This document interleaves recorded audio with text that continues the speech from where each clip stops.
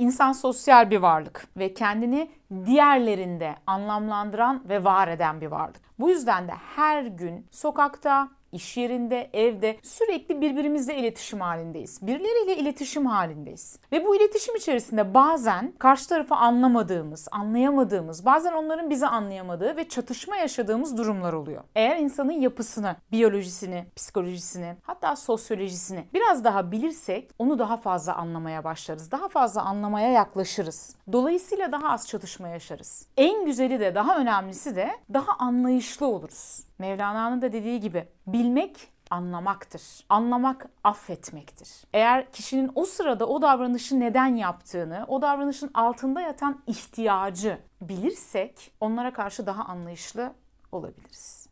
Peki ama ne istiyor insanoğlu? Neden böyle davranıyor? Tabii ki kısa bir videoyla bunu açıklayabilmek çok mümkün değil. Ancak ben vaktimiz el verdiğince psikolojik açıdan birkaç noktadan sadece bahsedebileceğim size. Zira insanı anlayabilmek için sadece psikoloji değil, biyoloji bilmek gerekiyor, sosyoloji bilmek gerekiyor, antropoloji bilmek gerekiyor. Gerekiyor da gerekiyor. Bu listeyi daha da uzatabiliriz. Ama psikolojik açıdan baktığımızda insanoğlu doğduğu andan ölünceye kadar bir tane sorunun cevabını arar. Ve bu soru o kadar yaşamsal, o kadar temel bir sorudur ki eğer bu sorunun cevabını yeterince sağlıklı biçimde alamazsa çevresiyle ilişkilerinde ve kendisiyle olan ilişkisinde problem yaşamaya başlar. Peki nedir bu soru?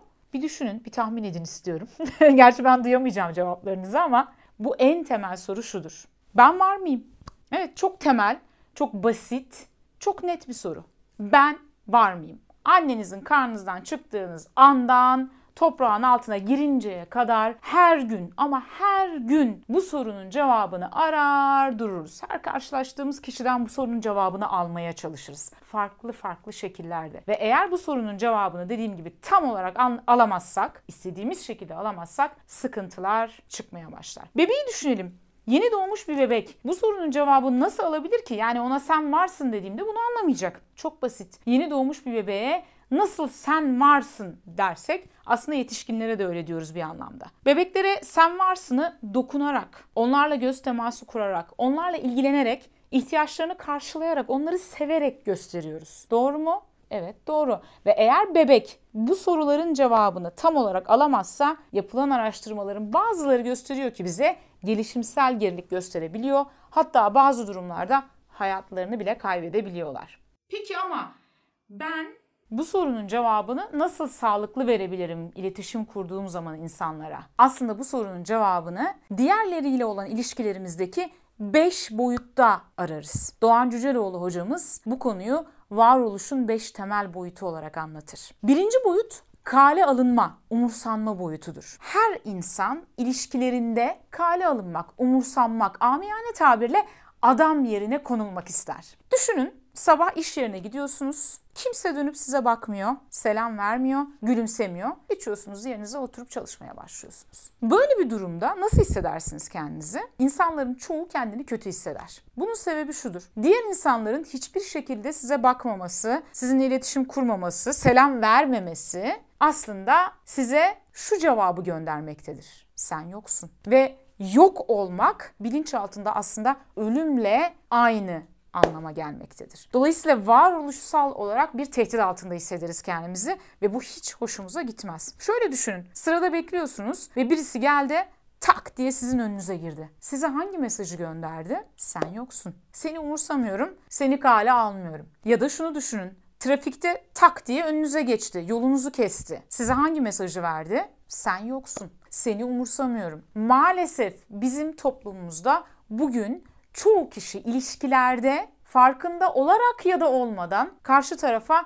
sen yoksun, seni umursamıyorum mesajı gönderiyor. Bunun büyük oranda sebeplerinden bir tanesi bizler özellikle çocukluk yıllarımızda da bu soruların cevabını ararız ve bu sorulara ne kadar sağlıklı cevaplar aldıysak yetişkinliğimizde de diğer insanlara aynı şekilde cevap veririz. Yani eğer sen de çocukken çok kale alınmadıysan yetişkinliğinde de diğer insanların sınırlarına, varlığına saygı duymamaya başlıyorsun. Bu anlamda çocuk yetiştirme kurallarını bilen bilinçli anneler toplumsal açıdan çok çok önemli. Mevkisi, statüsü, eğitim seviyesi, dünya görüşü ne olursa olsun herkes kale alınmayı ve sen varsın mesajını hak eder. Bu anlamda özellikle iletişim kurarken insanların gözüne bakmak, onları dinlemek, onların sözünü kesmemek, onlara fikirlerini sormak aslında sen varsın mesajı göndermektir. Bu anlamda acaba bizler ilişkilerimizde ne kadar insanlara bu mesajı gönderiyoruz? Şöyle bir dönüp bakmamız lazım. Bunu sadece tanıdığınız ve değer verdiğiniz kişilere değil, markette çalışan personelden kapınıza gelen kargocuya kadar, restorandaki görevliden yöneticinize ya da çalışanlarınıza kadar herkes ama herkes bu mesajı hak ediyor.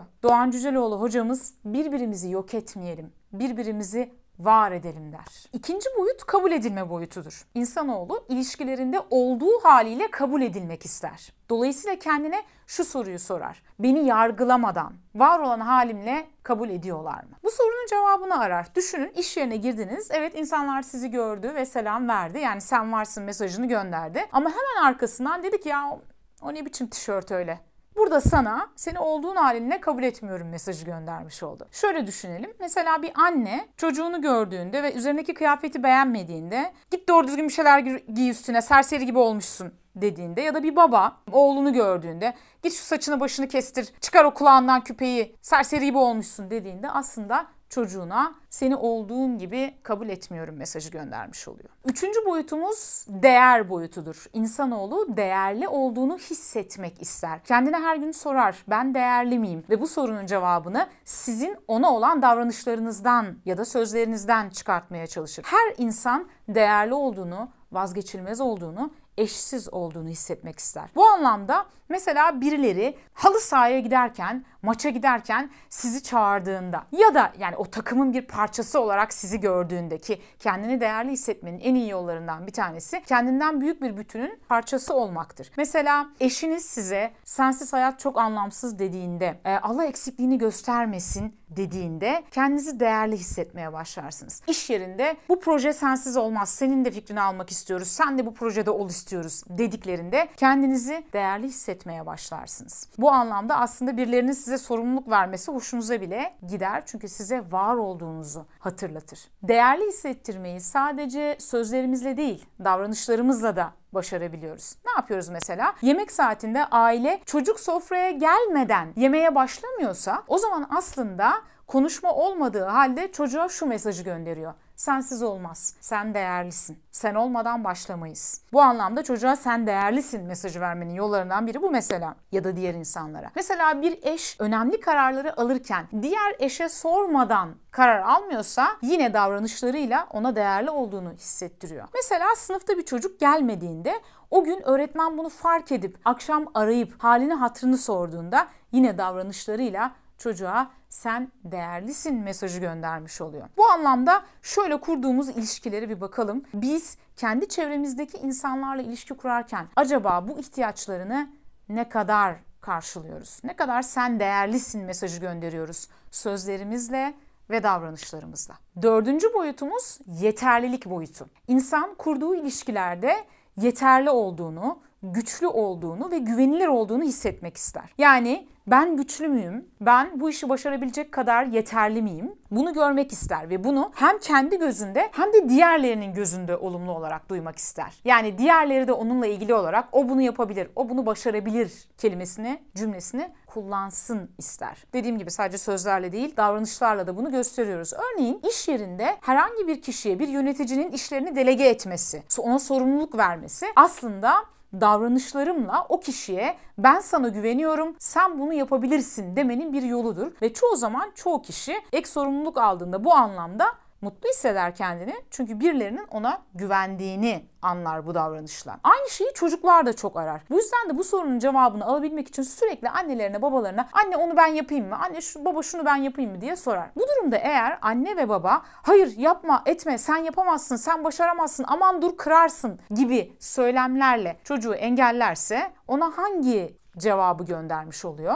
Ben güçlü müyüm diye, ben yeterli miyim diye sorduğunda aslında çocuk bunları yaparak hayır sen güçlü değilsin, sen yapamazsın, sen yetersizsin mesajı göndermiş oluyor. Tabii ki anne baba bunu bilinçli, kasıtlı, isteyerek yapmıyor ama farkında olmadan çocuğunun özgüvenine zarar verecek mesajlar göndermiş oluyor. Bilinçli anne ve baba çocuğunun sınırlılıklarını, yeterliliklerini bilir ve buna uygun sorumluluklar vererek onları destekler. 5. boyutumuz sevgi boyutudur. Her insan sevilmek ister. En temel duygularımızdan, en temel ihtiyaçlarımızdan birisidir. Dolayısıyla her insan her gün kendine ben seviliyor muyum sorusunu sorar ve diğerlerinin ona olan davranışlarından bu soruya bir cevap bulmaya çalışır. O kadar güçlüdür ki bu ihtiyaç, bu istek. Çoğu zaman davranışlarımızın altında yatan temel nedendir sevgi ihtiyacı. Bu 5 boyutta kişilerle kurduğumuz iletişimde onlara yeterli ve uygun cevabı veriyorsak iletişimimiz daha da kolaylaşıyor. Öte yandan İnsanlar sizinle kurdukları iletişimde, öfkelendiklerinde, sinirlendiklerinde, çatışma yaşadığınızda